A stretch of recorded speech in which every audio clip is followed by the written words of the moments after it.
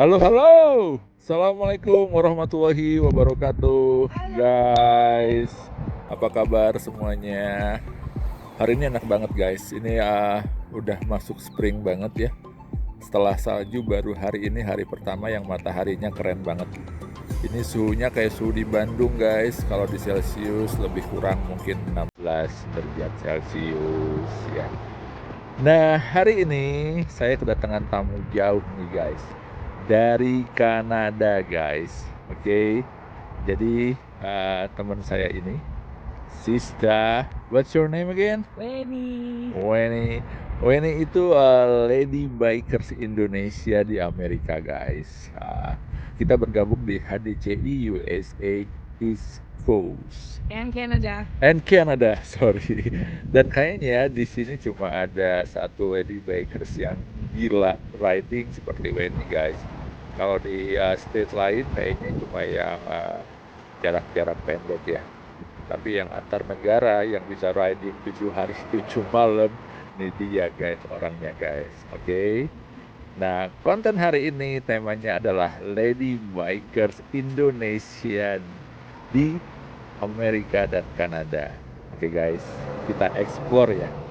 Kita ngobrol dan ngomong sama Weni.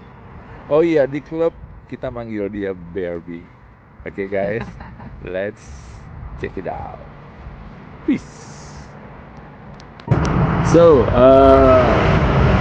gimana awal sejarahnya kok bisa kena virus motor, khususnya Harley Davidson? Cerita apa ya? Ya kalau masalah Harley Davidson, siapa sih yang nggak tahu Harley Davidson dari Yep. kecil juga. Harley Davidson is a iconic kan. Yep. Jadi motor, oh Harley Davidson. Dan waktu Okay. dulu juga kita cuma ngeliatin tuh gila motornya gede ya, motornya gede.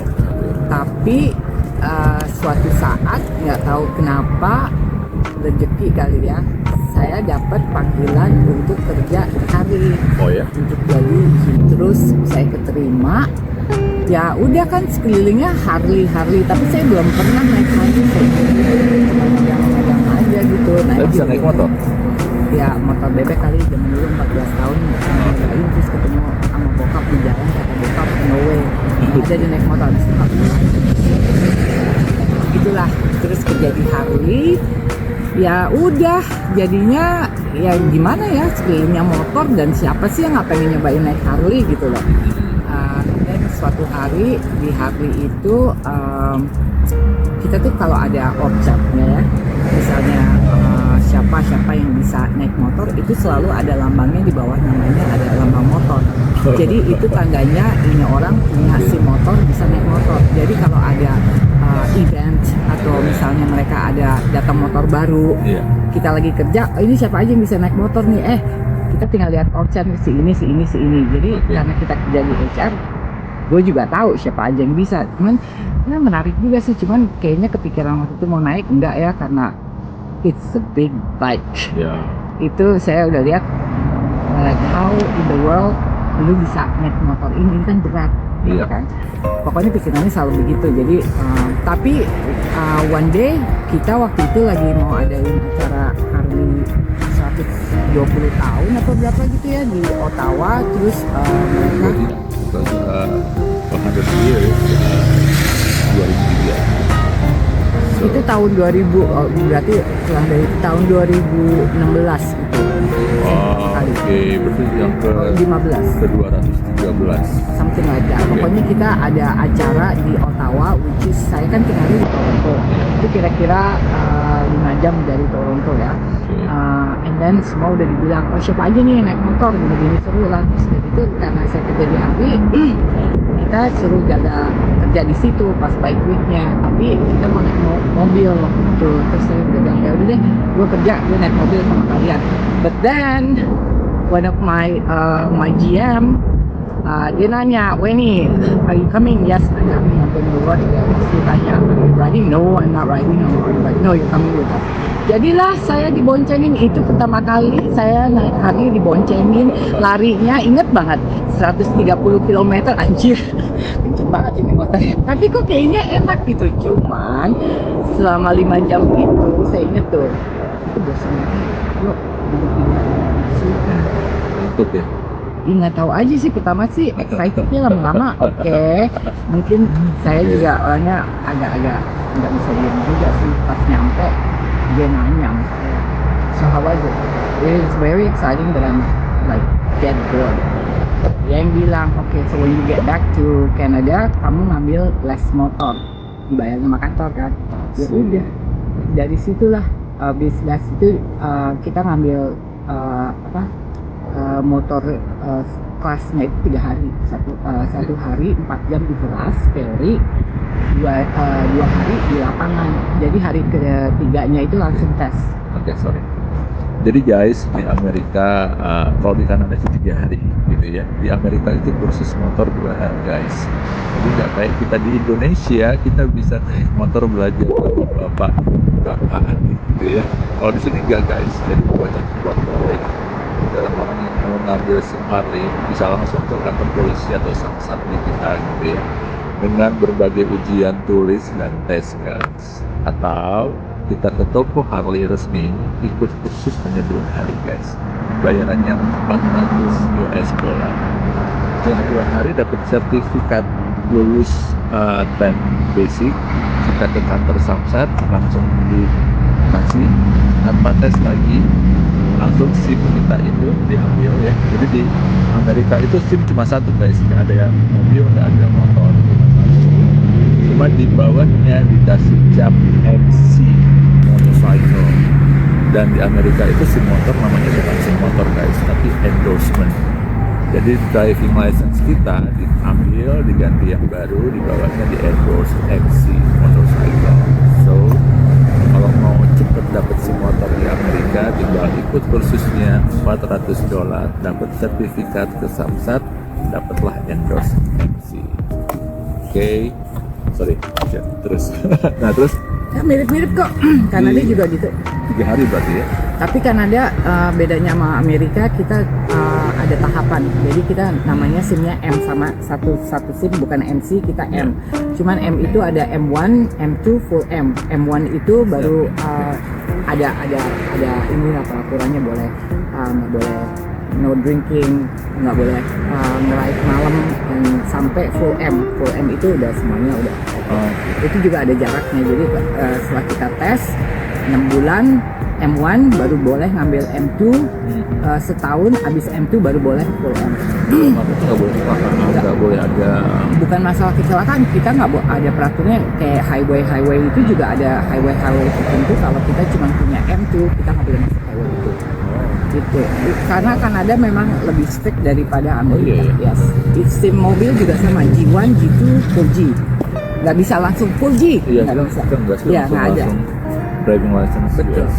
Nah, terus? Ya udah, terus saya ngambil latihan, jadi kok kayaknya enak. Nah, lucunya di Harley ini ya, di Harley itu lucunya kita kan karena kita Harley headquarter kan semua motor baru masih ke situ. Kalau kita mau pakai motor kantor itu one of the perks, jadi perks kita. Cuman dia ada peraturannya. Jadi kalau misalnya kita baru mulai, kita boleh ngambil di bawah 1000 cc. Sportster. Itu awalnya kalau kita baru pertama kali naik, sampai 1500 km. Jadi tiap kali kita ambil motor, kita login berapa kilometer sampai 1500 km baru boleh naik yang softail. Softail nambah lagi 1000 km baru naik yang touring. Jadi emang peraturannya begitu. Dan lucunya lagi, bukan lucu sih, itu peraturannya kita boleh ngambil motor itu kalau kita bisa ngeluarin motor itu dari parkiran sendiri. Beneran. Terus and then sebelum jalan itu ada peraturannya apa aja sih yang harus diliatin gitu. Ininya apa, ada checkpointnya apa sebelum kita ride. Jadi ya kebiasaan. Terus udah gitu harus full gear. Kita, makanya saya juga kebiasaan kan tadi pagi saya juga bilang ini kan ada helm, tapi saya nggak biasa nggak pakai full face gitu. Karena dari pertama kali saya belajar naik Harley itu sudah kebiasaan aja semuanya ini gitu ceritanya. Ya udah, abis itu seneng lah ya, orang tiap hari boleh membawa motor pulang, lama-lama ya jatuh cinta ya. Jadi guys, Harley itu biarpun motornya kayaknya sama semua, itu speknya beda-beda guys. Contohnya nih, yang coklat itu Road King itu 1898 cc guys.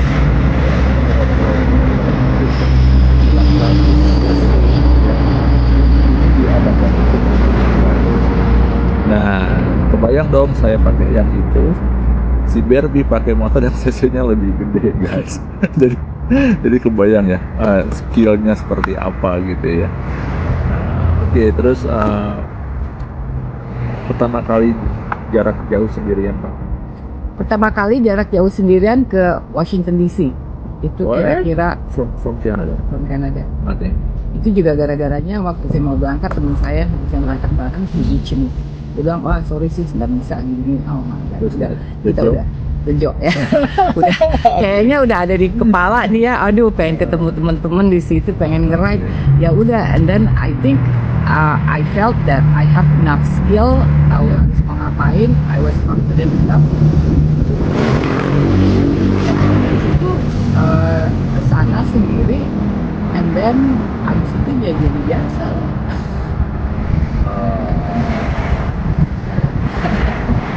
Paling jauh paling berapa? Ya, Non-stop. service. Maksudnya non-stop tuh meaning setiap hari gitu Maksudnya ya. ya. Kalau stop sih kita pasti tidur lah. Tapi paling jauh kemarin, yang tahun kemarin ke Sturgis. Berapa hari kalau pergi?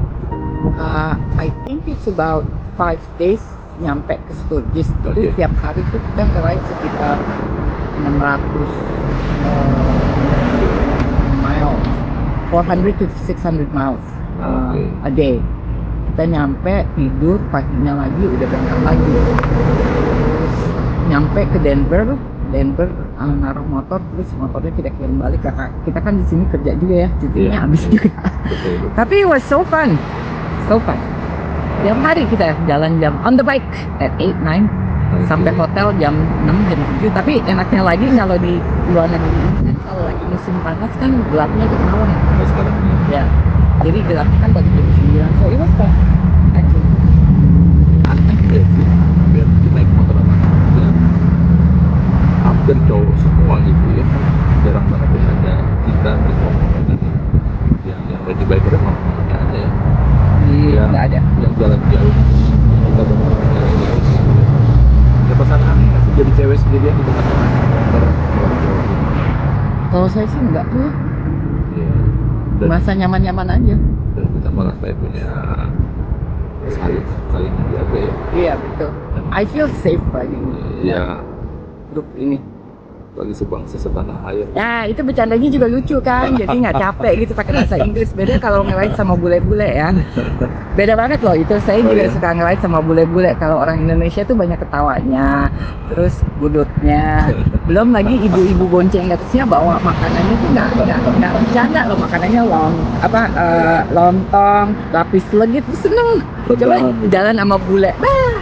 Udah gitu lucunya lagi kalau biker-biker kita itu kan bawaannya fun ya, jadi kadang-kadang kalau ada vista point, berhenti dulu foto, banyak foto-fotonya. Coba jalan sama bule, waktu itu jalan sama bule, we're going to the lake, oke, udah jalan nih, are we not stopping at the lake, we just passed the lake, are we not doing any photo? Iya. No. Oh iya? Iya gitu. Tapi mungkin tergantung ya, itu teman-teman bule saya suka nge-ride tuh motornya juga gede-gede semua, dan saya juga cewek sendiri sih di situ. Tapi waktu kerja di HI banyak yang baik, lady biker. Kita seru tuh kalau nge-ride cewek-cewek semua. I think we feel like, we're so empowered. Wah, kayaknya kita ke depan di sini. Saya? Lady Bikers Event dari Harley Rochester. Kalau nggak salah Mei itu ada satu hari yang lady buat bikers cewek deh. Kalau nggak salah bulan Mei deh. Terus suami senang motor nggak sih? Enggak. Jadi saya punya anak 2, cowok sama suami, tiga-tiganya tidak ada yang bisa naik motor, which is good karena itu motor-motor Oke. saya nggak perlu sharing-sharing kan. Iya.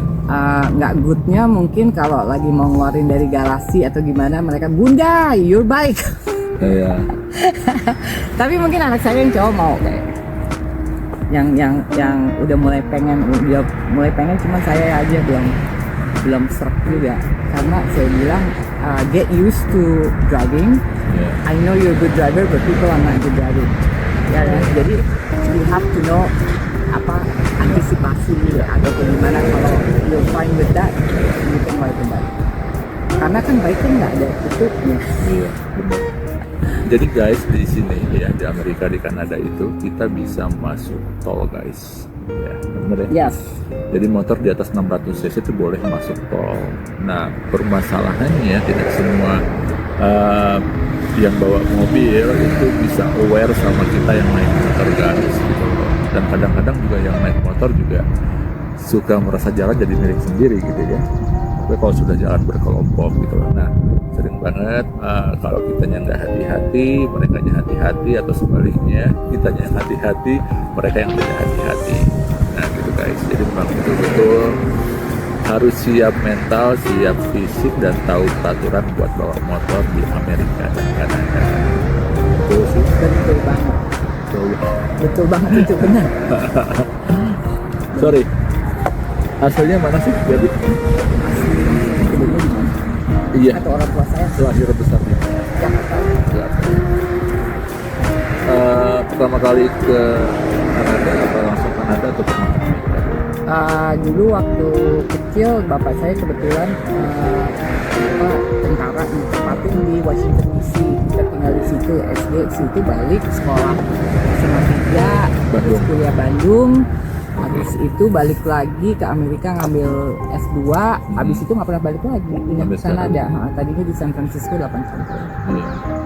So guys, Weni ini alumni SMA 3 Bandung sama Jakarta sayang. Oh, Jakarta ya? Ya. Sorry.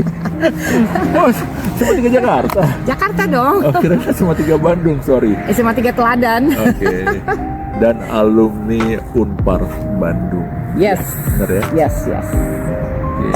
Anak-anak lahir besar di Kanada. Di Amerika, lahir di Amerika, terus waktu Dua-duanya. kecil-kecil kita pindah ke Kanada tahun 2005 kali ya, 2005.